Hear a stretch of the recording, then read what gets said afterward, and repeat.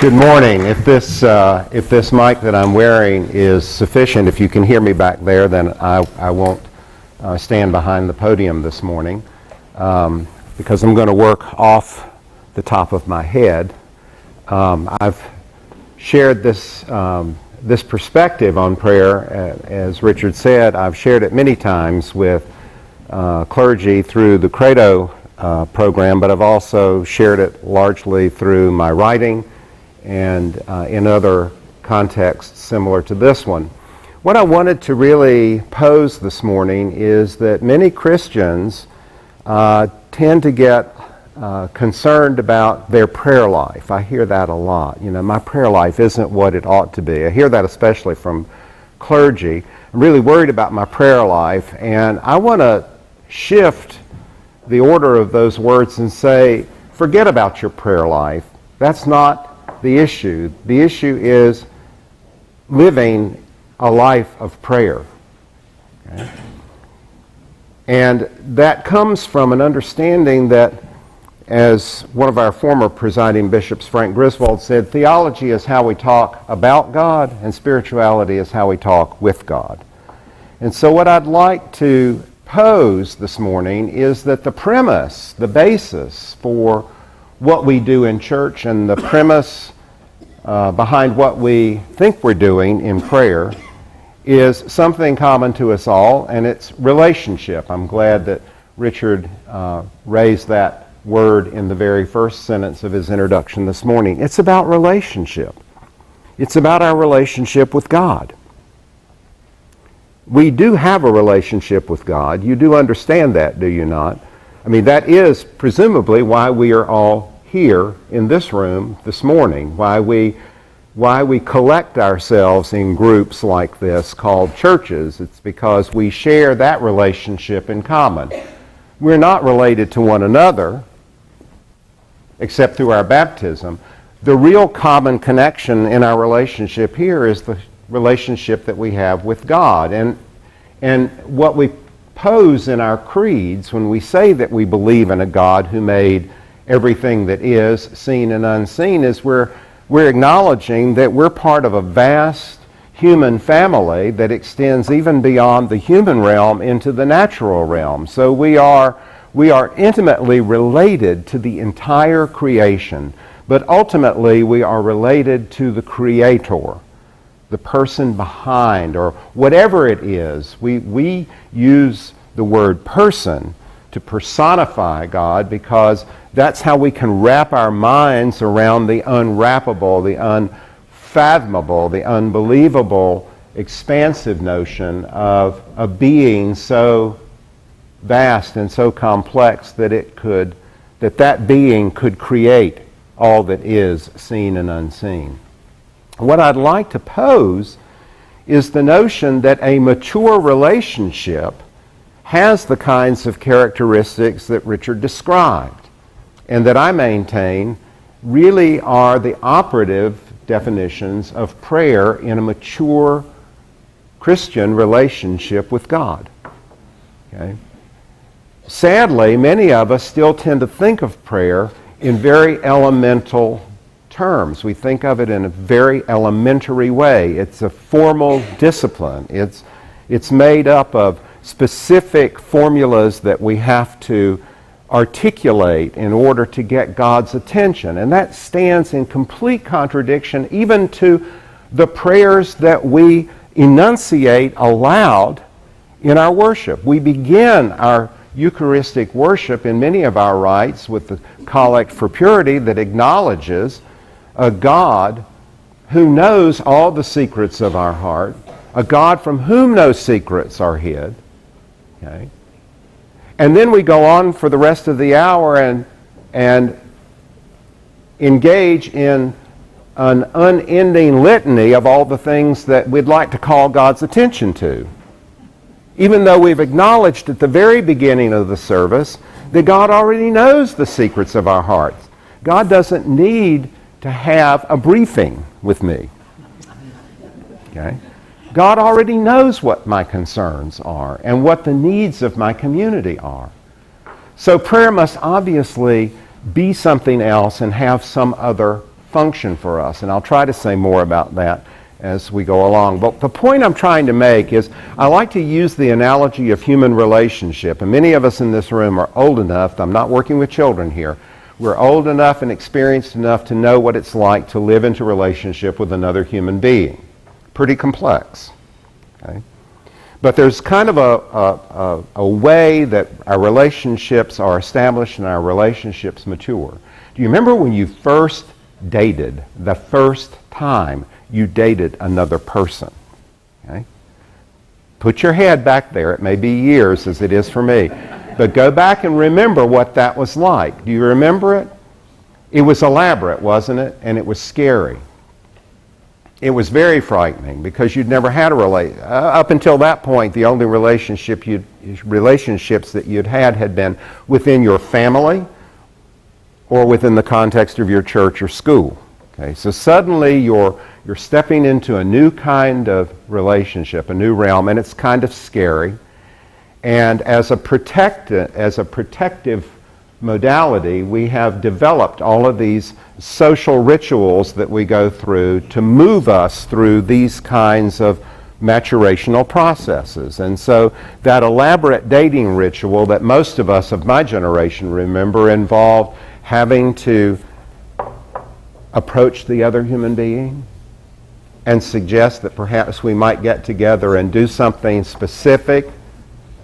You know, later on we'd call it an appointment, but at that point we're still calling it a date. Okay, we've made an arrangement to do something with this other person, and then we endanger the water table by taking long showers. We keep the cosmetics and deodorant people in business by cleaning up to look our very best. The department stores love us because we buy new clothes for these outings, or we did in those days. We dressed for those outings. And we go through these elaborate rituals, and eventually that may lead, as it did for some of us, it may lead to a specific relationship, a deep relationship called a marriage, which now, thanks to the laws in this country, we can use universally and generically. Okay? It means moving into a committed relationship with another human being and making a family unit of our own. Okay? Same person, same relationship, but a relationship that's changing because it's growing. Okay? And eventually, we allow the other person in this relationship to see us before we've had a shower, before we've shaved. Okay? They see us in all sorts and conditions. Okay? They eventually see our worst behaviors as well as our best behaviors. And we have to negotiate and navigate our way through the shoals of life. And this relationship has to change whenever another entity comes into the picture, like a child. Okay?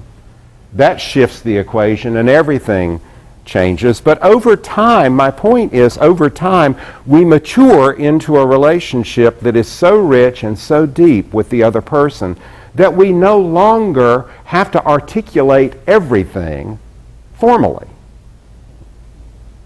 Chris and I, my partner and I, my spouse and I, have been together for 21 years. After 21 years, you can communicate paragraphs with a look.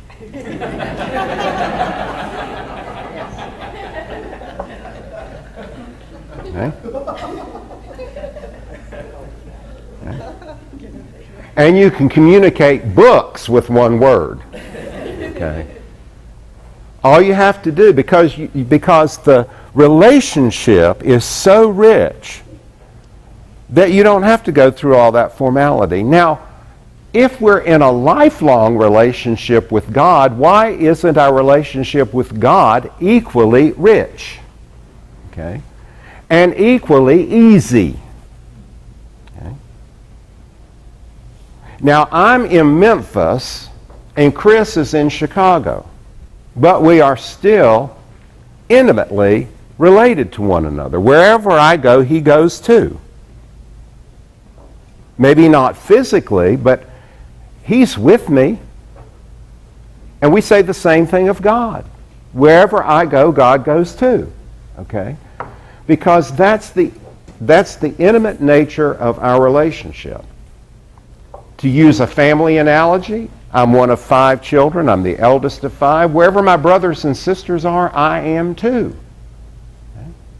Do you understand that dimension of relationship? How there are relationships in our lives that are they have matured, they have ripened to the point where we share this kind of connectivity with the other that functions in an entirely different way than that formal understanding.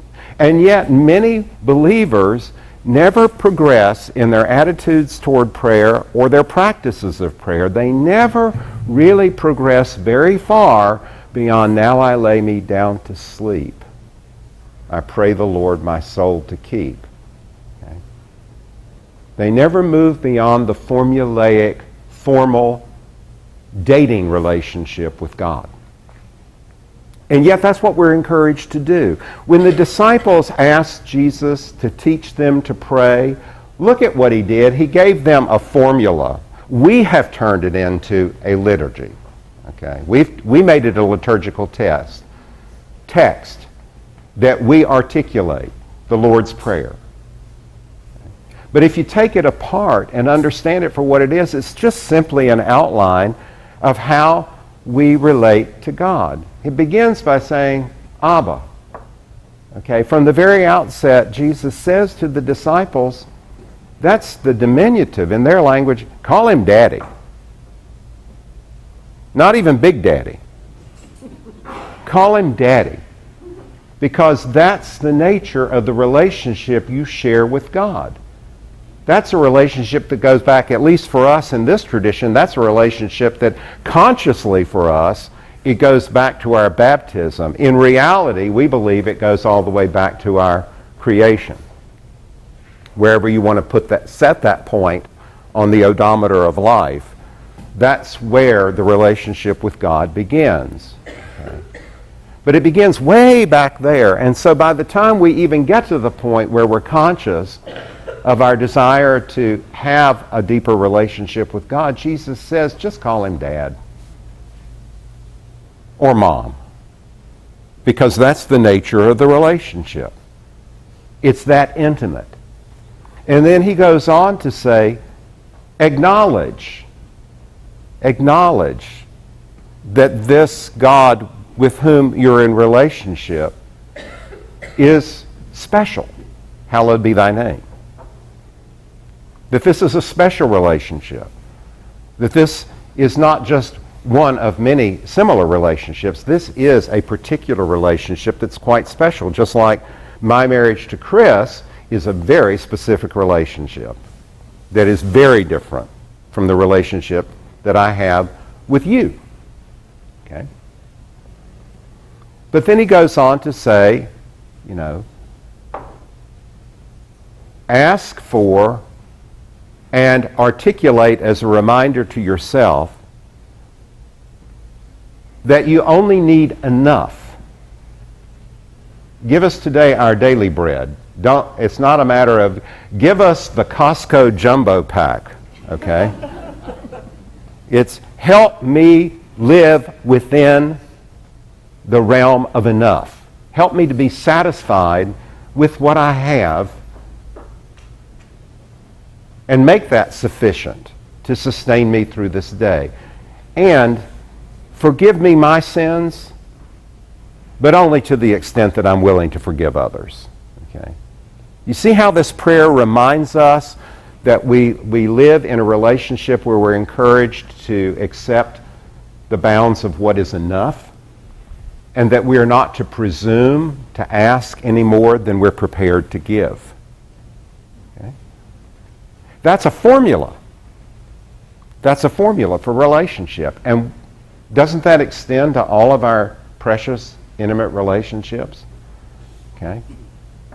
I can't ask of my partner Chris any more than he's capable of giving, and all I really need is the sufficiency to get through another day of life in love with him. Okay? And I can't expect any more of him than I'm willing to extend to him. So if I want him to cut me a little bit of slack when I screw up, I've got to be willing to cut him some slack when he fails at some aspect of our relationship. It is a formula for walking through life. Okay? And then he says, and be sure at the end to acknowledge again what you affirmed at the beginning, that it all belongs to God anyway. None of it belongs to you. None of it. You're just a steward. Not even your life belongs to you because you've promised to give it back to God. It is an offering. Okay? So you acknowledge that at the very end of that prayer. And he says that's the formula. And there are many ways to articulate the formula, not just the one printed in the Gospels and recorded out of the conversations that Jesus had with his disciples. Okay. And we know that prayer is evidenced in many places in Scripture without any words. You know, one of the examples I like to use is, you know, that story of Moses at the burning bush. The most unusual thing about that story is not the burning bush, it's the fact that Moses actually stood there long enough to figure out that it was burning and that it wasn't being consumed. Think about that. You have to stand there for a while and watch something burn to figure out that this is an eternal flame. This thing isn't going out. This is either one hell of a bush or one heck of a fire. But either way, something weird's going on here. But the point is, here's a human being who is literally running away from life. He was on the lam when he hit that bush. And it stopped him long enough to realize something very important about his life and his relationship with God. So the real miracle is not the burning bush. The miracle is a human being that actually stopped long enough to allow God to communicate in that way. Okay. Now, one of the important things to remember about Jesus is that, as one theologian has said, one thing to remember about Jesus is that with Jesus, the direction of prayer has changed. Because at least before Jesus, most human beings thought that prayer was a matter of, bowing down to the God in the same way that you would bow down to the emperor. Okay, that was the kind of relationship that we had to God was not the relationship described by Jesus as Abba, as Daddy. It was all-powerful wizard. Okay. It was more like the relationship to the Wizard of Oz. It was that bow down before the Lord kind of message. But with Jesus, who comes in the form of a human infant, okay, get that? Totally dependent, very vulnerable. The direction of prayer changes, and we begin to understand that God wants to be in relationship with us even more than we want to be in relationship with God. Read the biblical story. That's the reality of the story. God is busting God's chops to be in relationship with us. We're the ones who can't commit. We're the ones who have difficulty committing, not God. And so I think one of the reasons why we resist the notion of a mature spiritual relationship with God is because that would acknowledge that and allow God to get closer than we're really comfortable with. I'd rather keep this at a very business-like and formal level. I'm not sure I want God messing in my business. I'm not sure I want God to really be privy to all of the secrets of my life. Even though I'll acknowledge that formally in liturgy on Sunday mornings, I don't really mean it. I don't really mean it. I don't want that kind of relationship with God. That's too much closeness with the creator of the universe to suit me. But one of the examples that I use, like that burning bush, is that those of you in this room who are parents, and I'm not, but those of you in this room who are parents may have had that experience of standing over a sleeping child, over your sleeping child, and just standing there. Your mind not focused on anything really, but just standing there, looking at this sleeping child who was born of your substance and given into your care, and just standing in dumbfounded awe at this creature that is a part of your life. In that minute, in that second where you feel that, you know what Moses experienced and why he took his shoes off and said, man, this is a special place. And you don't have to have a child. For me, it happens on occasion when I'm sitting there in the room, and Chris and I are both introverts, so we don't talk a whole lot anyway. But we can be in the same room and be with one another without, being all over each other. And so I'll be sitting there, and he'll be doing something entirely different. He'll be absorbed in a book, or catching up with something on Facebook, or even better, he'll just be taking a nap. He'll just be asleep like that child. And I'll find myself, my mind completely vacant, not thinking about anything, and my eye will fall on him, and I will sit there, and I will suddenly be overwhelmed with the miracle that there's another human being so fine, so good, so loving, and that I have been privileged to share my life with him. That's a Mosaic moment. Okay? That's a moment of deep prayer. When you experience that kind of moment. And why do I say that? I say that because we believe that God communicates most richly to us through other human beings, of which Jesus is the archetypal representative. He is the ultimate example of how God came to us in human form and continues to come to us in our relationships. And so when we say look for Jesus in the other person, that's not just some kind of simplistic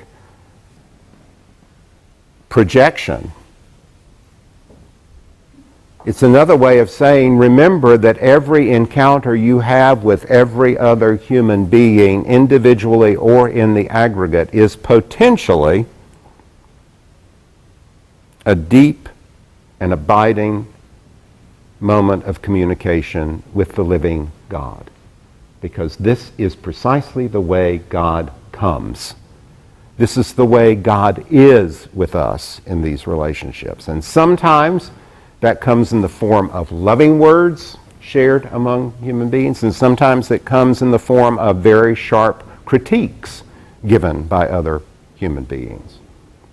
I've been brought up short on more than one occasion by something I really needed to be told and I really needed to hear, and only later realized was a communication getting through to me from that being who made me and said, you need a little adjustment. The mechanism needs a little adjustment. Okay? And I love you enough to surround you with people that will constantly keep you attuned to what it means to be human. Because God doesn't ask us to be anything other than human. If God wanted us to be angels, God would have made us angels. God only wants us to be human. And shares that kind of intimate relationship with us that allows us to live daily in a life of prayer. You see the difference now between a prayer life and a life of prayer? Every moment is prayer when you're in relationship with God. Our Jewish brothers and sisters appreciate that study is a form of prayer. Any kind of study, because when you are engaged with the pages that another human being has written, communicating his or her ideas, whether it be the imaginative ideas conveyed in a novel, a poem, or the complexities of philosophy, theology, physics, whatever it is, whenever you're meeting on that page, you are in communion with another human being through the medium of paper and print, or screen and words and images, okay? Or art, if you're standing in the art gallery. These are all forms of human communication, but they're also forms of divine communication. And that's what elevates some media, some examples of the art, the figurative arts of painting and sculpting, the language arts of poetry and fiction, the numerical arts of math and physics. They don't speak to me; those don't speak to me. But I do have friends to whom they do speak, and they can look at a mathematical equation and see the beauty in it. They can see the elegance in it. If you know somebody who's really deeply into a particular science, you'll hear them use those words. It's the sheer elegance of the equation or the formula. Whatever it is, there's elegance and beauty being communicated in the created order all around us all the time, if we are open to receive it.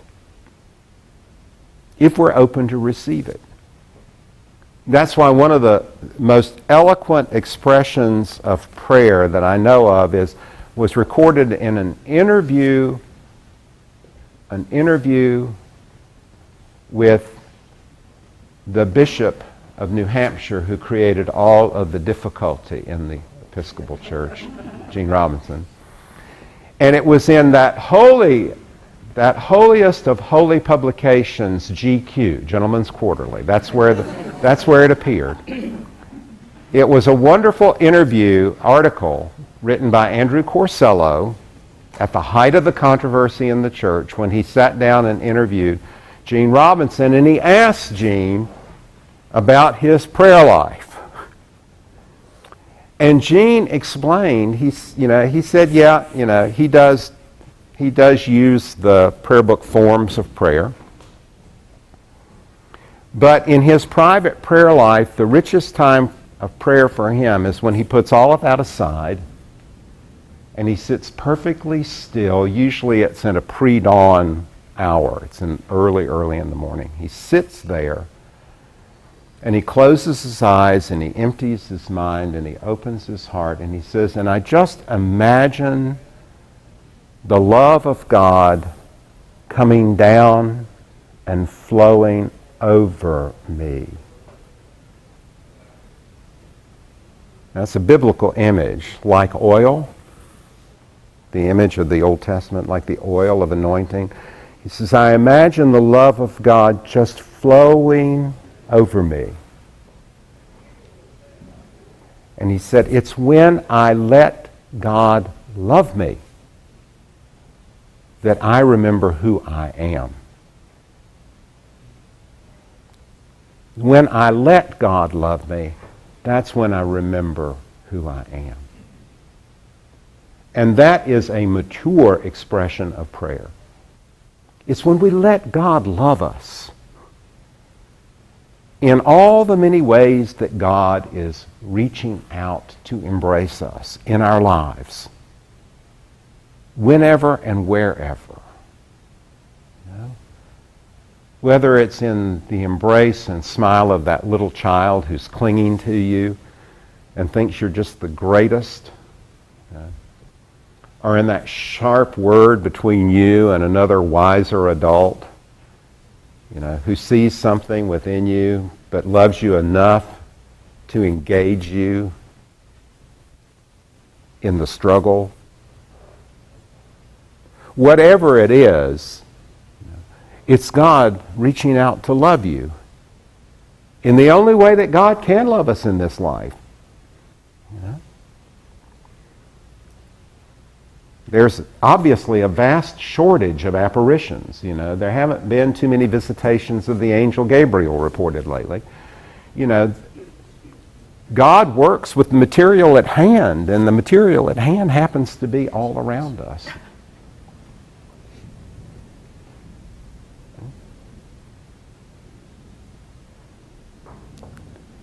And I hope that as you come to terms with this approach to prayer, that it gradually opens up to you new vistas. It doesn't mean that we stop saying our prayers, but remember that the prayers that we say, they do serve a purpose, but don't fool yourself. You don't have to do them for God's benefit. You've already acknowledged that at the beginning of the Eucharist. Okay? But when I say the names out loud of the people on my prayer list, God already knows these people are in need.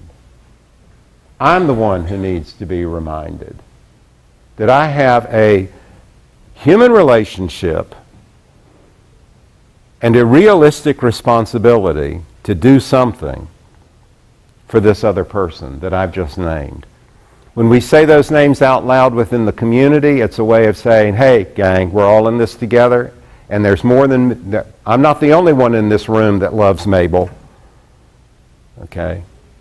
So I'm going to do my best to see to it that Mabel knows that we love her and that she's loved this week. And I'd appreciate it if 2 or 3 others of you here who love Mabel could kick in and do something similar. It's a reminder list. It's a to-do list. It's part of our, if you think of our Eucharistic gathering as a big staff meeting, because that's what it is. It's preparing us to go out. We go out at the end. We say we've been here, we've gathered here to do our business and to be fed so that we can go out and do the work of God. Okay? And so it's a staff meeting. And the prayers are the way that we articulate what needs to be done this week. Among the many things that need to be done, these are specific things that need to be done. Mindful that some of the names on that list, some of those names on that list are people for whom we can do nothing. Chief among them, the dead. Kind of limited in what I can do for my dead parents. Okay? And there are some people like those who are incarcerated in another part of the country. Not a whole lot I can do for them. Maybe write a letter. That would help. I could do that. I can write a letter to this person in prison. But if we don't do anything else, we've at least done what we always do in the Eucharist, and that is we have remembered them. And I don't mean just we've called them to mind. By mentioning their name aloud, we have brought them into the assembly. And so there is present there. Once that name is articulated, that person is present there as much as I am. And that was driven home to me when I was chaplain at the University of Chicago. My formal prayer life was limited. I've confessed this throughout my ministry. I'm not the kind of person that sits down and reads the daily office on my own. My formal prayer life is what you see is what you get. It's what you see me do articulate at the altar in prayer. The communities I served, they were the communities within which I prayed, and I prayed aloud along with the other members of that community. And so in the days when the AIDS epidemic was pretty virulent, there were at least, in any given week, there were at least 8 to 10 names of people that I knew that were articulated on my list of people that I wanted to remember. And I remember one day, without saying anything specific, a friend who had died of AIDS and who'd been a part of that prayer every week, when it came to time to pray for those who had died, I just simply moved his name from those I prayed for with AIDS over to those who had died. Without any acknowledgement, just moved the name, set it at a different place in the liturgy. And after that liturgy, at the door, one of the faculty members who worshiped with us every week stopped at the door with tears in her eyes and shared her sympathy with me over the personal loss of my friend, but acknowledged, she said, "I feel like I lost him too." Because he'd been a regular part of our worship. His name had been raised in prayer every week. Okay? And when he died, she noticed. Profoundly noticed. Okay? Which reminded me of the power of this form of remembering. That sometimes that's all we can do for the other person, is to just see to it that they're not forgotten. Isn't that one of the deepest fears that we have in our lives? That we will die forgotten? That our life will have had no meaning for anybody, anywhere? That's why we articulate the names of those for whom we can do nothing more. At the very least, we can see to it that they're not forgotten, that they are remembered. And even if we don't know them by name, we can remember them by class. We can remember them as a whole.